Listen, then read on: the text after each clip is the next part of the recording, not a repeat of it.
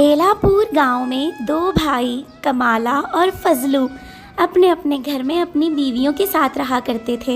वो दोनों भाई किसान थे।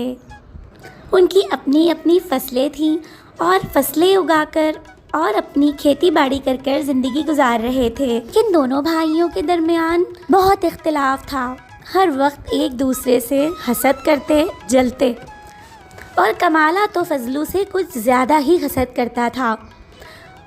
कमाला चाहता था कि फजलू की सारी खेती, सारी फसलें और ये पूरा का पूरा घर वो हथिया ले। हमारी फसलों से इस बार सोना उगला है, सोना। इस बार लगता है कि हमारी सारी फसलें जबरदस्त दाम बिक जाएंगी और दूसरों के घर में तो एक दाना भी नहीं आ पाएगा। लगता है इस बार जेठ जी की फसल कुछ अच्छी ही हुई है, तभी इतना उतावले हो रहे हैं। अगले दिन मंडी में फसलों के दाम लगने वाले थे और सारे ही किसान अपनी अपनी फसलों के साथ आए थे। तुम्हारी फसलें हैं कितनी जो तुम बेचने आई हो?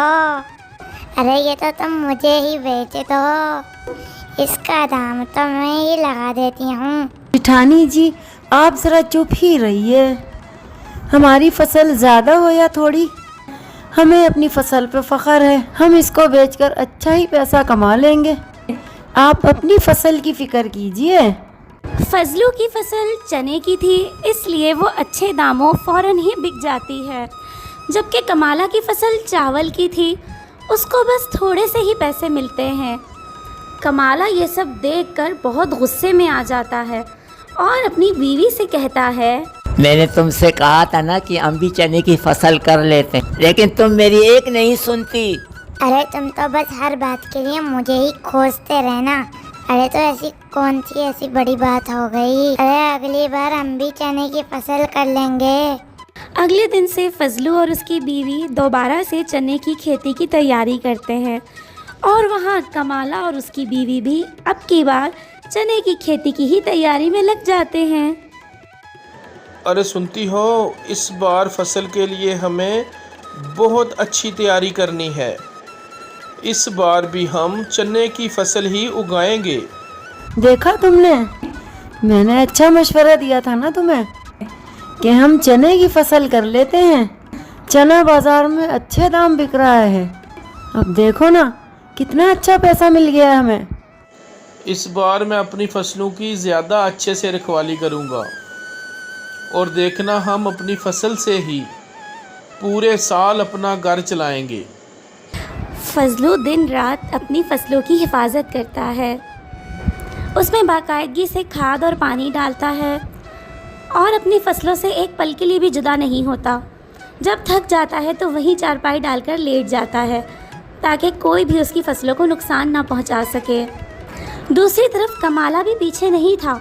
उसने भी चने की ही खेती उगाई थी और वो भी दिन रात महंगी वाली खाद और पानी डालकर अपनी फसलों को बेहतरीन बनाने की कोशिश कर रहा था।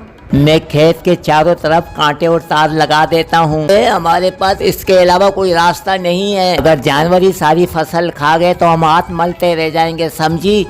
ना बाबा ना, वैसे ही हमारा इतना पैसा खर्च हो गया है।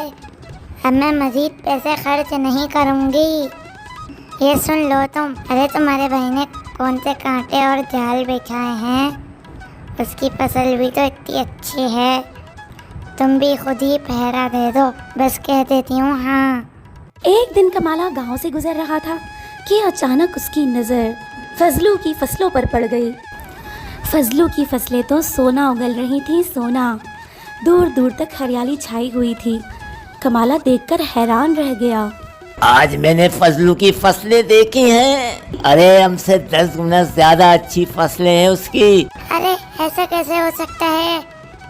अरे ना तो कोई महंगे खाद डाले और नहीं तो पैसा खर्च किया, फिर भी इतनी अच्छी फसल निकल आई। अरे मैं कहती हूँ कुछ करो जी, वरना हम हाथ मलते रह जाएंगे। रुको, मैं इसका इलाज जानता हूँ। कमाला और उसकी बीवी जल्दी जल्दी घर से निकलते हैं और गांव के मशहूर जादूगर के पास पहुंच जाते हैं। वो जादूगर जादू के ज़रिए से कोई भी काम करना आसानी से जानता था और किसी को भी अपने बस में कर लेता था। कमाला ने वहां पहुंचकर अपने भाई फजलू और उसकी फसलों की सारी कहानी जादूगर को सुना दी। जादूगर सुनते ही बोला, टम बगड़म टोम तगड़म छू छू छू। जा बच्चा, तेरे साथ मेरी दुआएं हैं बच्चा। ये दवाई ले जाके अपने भाई की फसल में डाल दे बच्चा। इसके डालने से तेरे भाई की फसल लोहे की बन जाएंगी बच्चा। कमाला जादूगर की दी हुई दवाई लेकर आता है और चुपके से लाकर फजलू की फसलों में डाल देता है। बिलाखिर कमाला अपनी चाल में कामयाब हो ही जाता है। अगले दिन जब सुबह का सूरज उगता है तो फजलू की सारी फसलें लोहे की बन चुकी होती हैं। उफ खुदाया, ये क्या हो गया? रातों रात मेरी फसल लोहे की कैसे बन गई? मैंने क्या बिगाड़ा है किसी का? अब मैं कहाँ से अपना घर चलाऊँगा? अरे सुनती हो, कहाँ हो तुम? देखो ये हमारे साथ क्या हो गया। हमारी सारी फसल लोहे की हो गई। अरे ये क्या हो गया? हमारे सारे चने लोहे के बन गए। बच्ची, तुमने तो दिन रात यहाँ पहरेदारी की थी। तुम तो कहते थे हमारी फसल को कुछ नहीं होगा, तो अब ये क्या हो गया?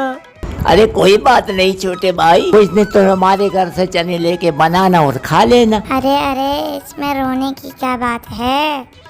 अरे बहन, तुम मेरे घर चल के रह लो और कुछ दिन मेरे खेतों के चने खा लो। अब जब तुम पर बुरा वक्त आया है तो हम मदद नहीं करेंगे तो और कौन करेगा? नानी जी, आप मेरे जख्मों पर ज़्यादा नमक न छिड़कें। चाहे हमें भूखा ही सोना पड़े, मगर हम आपके घर कभी नहीं आएंगे। आप अपने चने अपने पास ही रखिए। गांव के मुंशी जी जब देखते हैं कि फजलू अपनी फसलों को लेकर बहुत परेशान है तो वो उसके पास चले आते हैं और फजलू से कहते हैं, अरे बेटा फजलू, काहे को इतना परेशान हो रहे हो मेरे बच्चे? अरे तुम्हें तो खुश होना चाहिए।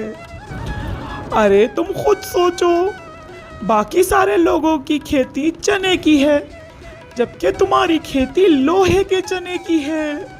अरे बाकी सारे लोगों के चने तो सस्ते दामों बिकेंगे, पर तेरे चने तो बहुत ही महंगे दामों जाएंगे बेटा। क्या तू जानता नहीं कि बाजार में लोहे का व्यापार बहुत महंगा होता है? क्या आप सच कह रहे हैं? क्या ऐसा कुछ हो सकता है? क्या आप किसी को जानते हैं जो हमारे लोहे के चने खरीद ले? हाँ बेटा, तुम आओ, चलो मेरे साथ। मुंशी जी फजलू को अपने साथ दुकान पर ले जाते हैं और दुकानदार से भाव ताव तय करके लोहे के चने के बदले में फजलू को अच्छी रकम दिलवा देते हैं। फजलू खुशी खुशी घर लौट आता है और अपनी बीवी को सारी बात बताता है। इस तरह उनकी लोहे की खेती बहुत अच्छे दामों चली जाती है और दूसरी तरफ कमाला और उसकी बीवी हाथ मलते रह जाते हैं। देखा दोस्तों आपने, कमाला ने फजलू के लिए कितना बुरा सोचा, लेकिन फिर भी फजलू को फ़ायदा ही हुआ क्योंकि फजलू की नीयत साफ़ थी। वो कहते हैं ना कि नीयत साफ़ हो तो मंजिल खुद ब खुद आसान हो जाती है। और फिर चाहे कोई आपके लिए कितने ही बड़े गड्ढे क्यों ना खोदे, वो खुद ही उन गड्ढों में गिर जाता है।